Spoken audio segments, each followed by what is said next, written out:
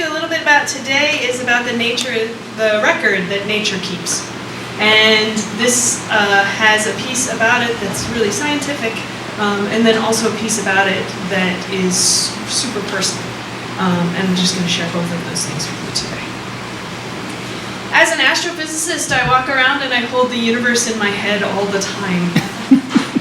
And this is sometimes a source of deep, abject despair because I am so small and so insignificant and nothing I do matters.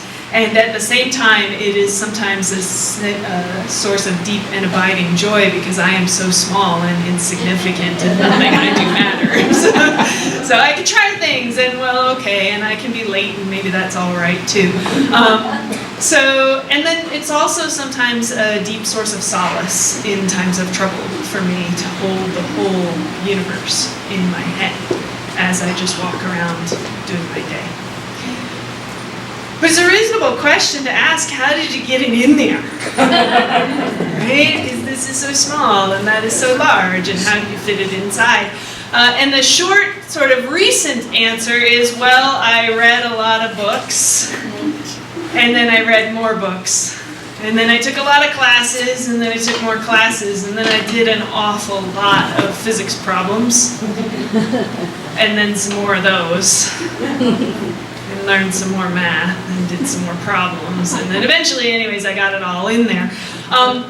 But it's an even better question to ask, well, okay, so how did it get in the books? Right? So this is the thing that scientists do, is write books about all the things we know, but how do we know it? And this is where the record that nature keeps comes in. Back in the day, we sort of thought that the universe, the whole thing, was the solar system. And that was all. The sun is 8 light minutes from here. That means that when you look at the sun, which you should never ever do, not even a little bit, right? You're seeing it as it was 8 minutes ago. Because that's how long it took the light to come here from the sun. As it comes, it pulls with it a picture of the sun, right? Obviously you have seen pictures of the sun, or you've seen pictures of Mars or Neptune or Jupiter, but that is all coming to you from the light that's coming from those objects. The sun emits its own light, but that light goes out and bounces off of Mars and comes back to us and brings us pictures of Mars. This is a record of what Mars looked like on that day at that time, and we can catch it with our own eyes and keep it.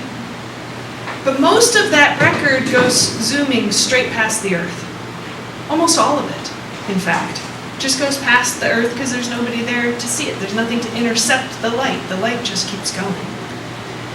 Most of the light that has ever reflected off of Mars or Jupiter or Saturn is just traveling out through space. Most of the light that the sun emits is just traveling out through space. Has been for the sun for 4.5 billion years. It's just been traveling. About 100 years ago, the universe all of a sudden got bigger. It didn't get bigger for real, it just got bigger in how we understood it. So we figured out that the solar system was not everything, wasn't even at the middle, it's not even important, it's not even exceptional. It's just kind of off to the side of a big clump of stars that measures about 100,000 light years across. So that was a big thing to figure out, right? And the way we figured that out is that we discovered particular kinds of stars where, by the way they varied, we could figure out how bright they actually are. So we could compare that to how bright they look. And we could say, oh, these fainter ones must be further away. How far away are they? Oh, about 100,000 light years from here. So we know then how big the galaxy is. But at that time, we still thought that all the other galaxies were part of the Milky Way. That the Milky Way was everything, and the Andromeda galaxy was inside of it, and the Large Magellanic Cloud was inside of it, and all the other galaxies were inside, and the whole entire universe was 100,000 light years across. Now think about that for a second, because sometimes you have to pause. Light goes so fast that you're not aware it has a speed at all. You flick on the light, you see it instantly. way back when we were trying to figure out how fast light goes, we used to set up these experiments where we would very carefully like synchronize pocket watches and then carry lanterns over there to some mountain just far away, and then at the carefully appointed pocket watch time, open the lanterns, and then look to see when we saw the light from the other side of the valley. But light goes so fast, it circles the Earth in 1/7 of a second. 7 times in 1 second, light goes around the whole entire Earth. Could you tell with a pocket watch how long it took it to go across the valley? No. It's cute. So light travels quite fast. And to know that the Milky Way, the galaxy that we're part of, is 100,000 light years across, that it's taken 100,000 years from the light from the far side of the galaxy to get to us over here in our nowhere corner of it. This is a little bit shocking and staggering, and you have to pause and think about it. But then we figured out some more things. Fritz Zwicky and Edwin Hubble both together figured out that some of these spirally nebulae were way further away. That there was the Milky Way at 100,000 light years across, and then there were these other things that were millions of light years from here. And they thought, oh, that's bigger. All of a sudden the universe expanded to be millions of light years across. And we're getting light from those objects millions of light years from here, which means there must have been time for that light to cross that space and get to us, and bring with it a record of what was happening there, then, at that time. Hubble also figured out something completely mind-bending, which is that the universe itself is expanding. We're getting more space all the time, and this is one of those points of despair in my head where I don't really like it. But I did think of a way to explain it once, that we get more time all the time. This is a second that never happened before. And this is a second that never happened before. And here's another one. And another new one. So why are we surprised that we get more space all the time? It's just happening over there, so we're not used to thinking about it. And it's the light that tells us that. It's the record that nature is keeping of where were those galaxies, how fast are they going. And it doesn't take much to step from thinking, okay, the universe is expanding and it's getting bigger, to say, oh yes, but I love to run movies backwards. Almost everyone here is old enough to have seen the movie Run Backwards, right? And you beg your high school teacher to do it, right? Like, please run the movie backwards. I want to see people go backwards. Like, it's so hilarious. So it's not a huge leap of intuition or insight or curiosity to say what happens if you run the movie backwards. And if you run the movie backwards, what do all the galaxies do? They come together, right? They come closer and closer together. So in the past, those galaxies were much closer together, kind of like the story that was just read about the seed and the expansion. At some point in the distant past, I say at some point, but I really mean 13.8 billion years ago, all of those things, those galaxies, the dust and the gas and all the components of the universe were close enough together that the universe was not transparent. It was like the inside of the sun. It was so hot, it was millions of degrees. And even matter itself didn't exist. And atoms couldn't exist because it was too hot. The electrons would get together with the nucleus and then get torn apart again right away. It was too hot. And then because it was expanding, getting more space all the time, cooled down. And as it cooled down in temperature, and it cooled down in temperature until it reached about 5,800 degrees Kelvin, which is the temperature of the surface of the sun, the part of the sun you see.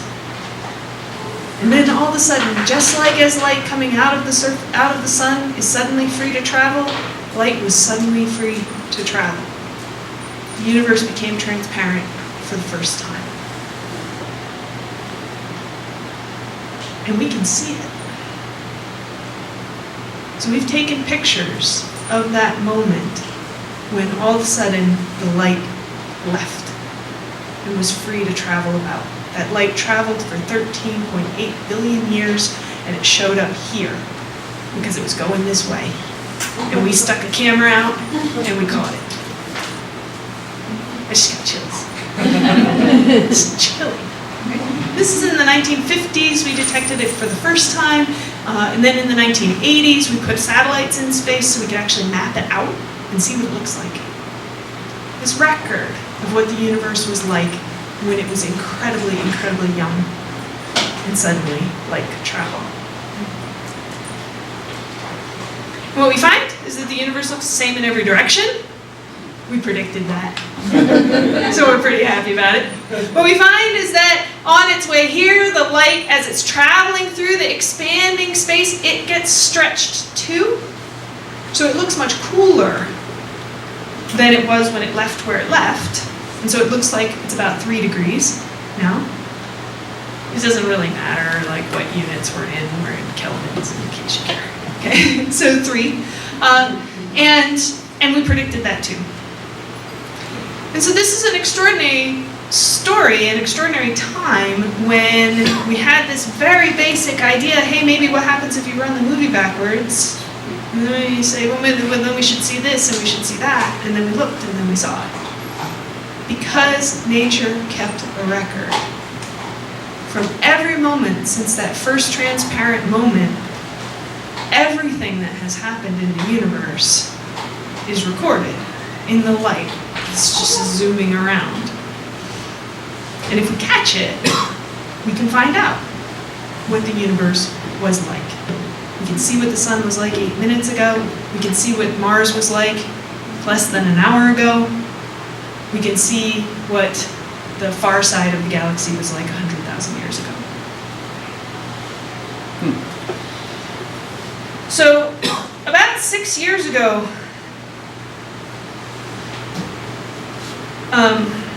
my husband's grandmother, her name was Dutchie, and she passed away. And she was absolutely, positively instrumental in our courtship. She lived in Minnesota, and we were both at school in Iowa. We were far from our families. My family was in New Jersey, John's family was in Colorado, and so every long weekend, every vacation, we would go to Dutchie's house. And she would make us food and let us do our laundry.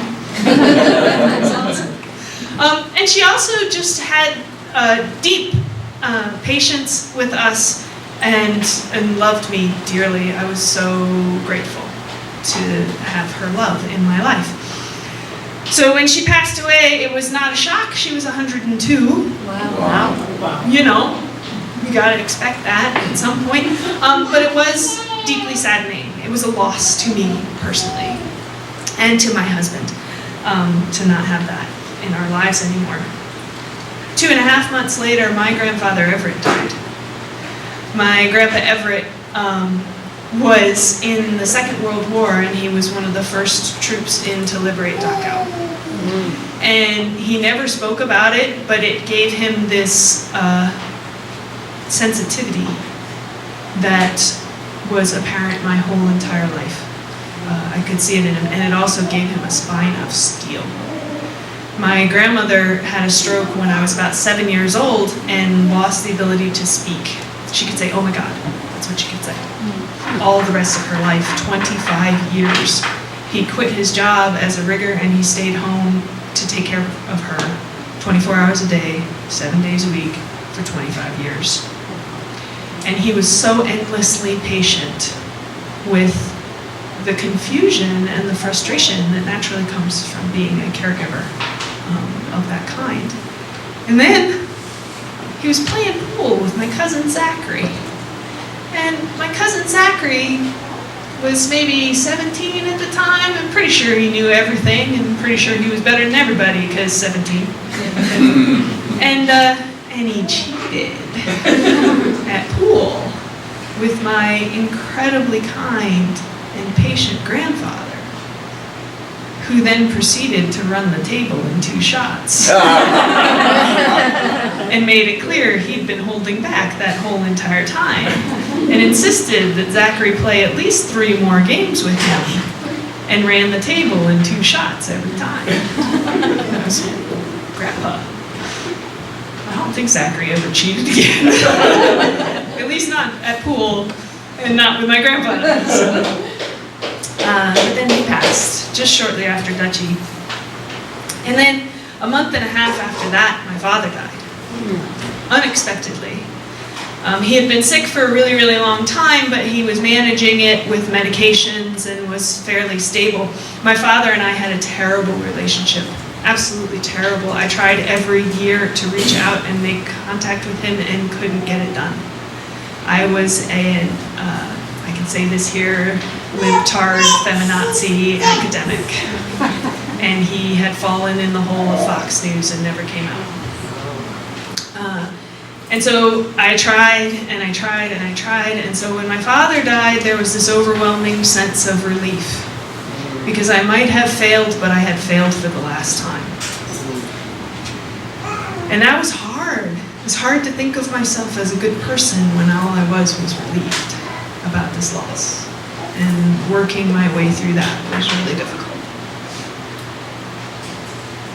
And then about 4 months after that, I should back up. The thing that had gotten me through all that loss, 3 hard losses, one right after the other like that, was my horse Trinket. And so when I could not find words, and I had no words to express how I was feeling, and the grief, which in my experience never goes, and it never gets less. You just learn to carry it. And I needed somebody to carry me. She would carry me. And she would let me be there and be speechless and not have to explain how I was feeling. And just be. And a few months after my father died, I had to kill her. Because she had cancer, and she was suffering, and I had to put her down. And I didn't know how I was going to get through that at all. I had no idea how I was going to deal with this. And then I was out in the back in her pasture, just like literally just roaming around. Like, what? I am so overwhelmed. I cannot carry this package of grief any longer. I can't do it. And then I was thinking about light. And I thought about the totally true fact that every sunny day I had spent outside with my horse, the light from the sun had come and bounced off of us, gone out into space. And it was carrying with it, a record of the love that I had for Trinket and the care that she took of me. And that would always be true. And then every day it got a little further away, but it was gradually filling up the universe. And I found such comfort. I was so comforted by that idea. And a month and a half after that, my grandmother died. And my grandmother, when I was a kid, my parents, they don't adult. My dad didn't adult, my mom still doesn't adult, they don't adult. There were multiple times when I had nowhere to go. I had no home. And my grandmother took me in every time. She's just, here I am knocking on the door again. Hi, Grandma. Come in. And she passed away completely unexpectedly. She got pneumonia. I got a call from my grandpa. I think this is the time. You need to come. And I flew back from Utah the very next morning, and I was late. I didn't make it. And on the plane as I was flying, I was thinking, how am I gonna, wah! And then when we were arranging the funeral, we were trying to figure out who would speak. And I said, I will do it. I will speak. And everyone was very suspicious. of whether or not I would be able to hold it together to speak at my grandmother's funeral. But this is what I wrote about her, so I'll share it with you. I remember a particular sunny day. I have a picture of me on Graham's horse Punda, a little bay horse with a white star. I was about 7. We were riding in the big pasture next to the farmhouse. The wind, maybe, or a dog, or a cloud over the sun set Punda running. And Graham was running after. My Graham, by the way, was like 5 feet tall. Tiny, tiny person. And Graham running after, shouting, "Sit up tall and pull on the reins!" And I did. And Punda stopped. And 7 looked at 47 and said, "Let's do it again." And 47 looked at 7 and said, "No, get down." My Graham taught me how to handle a runaway horse. I remember a particular sunny day. It was my chore to hang out the laundry when I was at my grandma's house and fold it and bring it in. We worked side by side in the beginning, and she showed me where to place the pins and how to shake out the jeans with a snap so they'd fold flat with no wrinkles. And we talked and talked and talked and talked.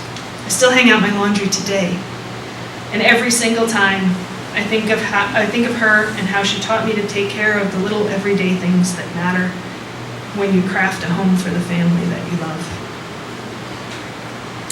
I remember a particular sunny day. 2 bushels of peaches arrived unexpectedly in my grandpa's car, and she and I blanched them and peeled them and packed them for the freezer. It took several days all together, and we talked and we talked and we talked the whole entire time. Every summer, I pack at least 17 quarts of peaches in my cupboard, because that's how many quarts she and I packed.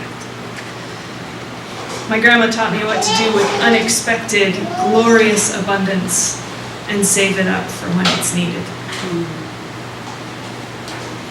I remember a particular sunny day, one of many like it. We were working side by side in the garden, pruning and clipping and raking and stepping back, and then pruning some more and talking.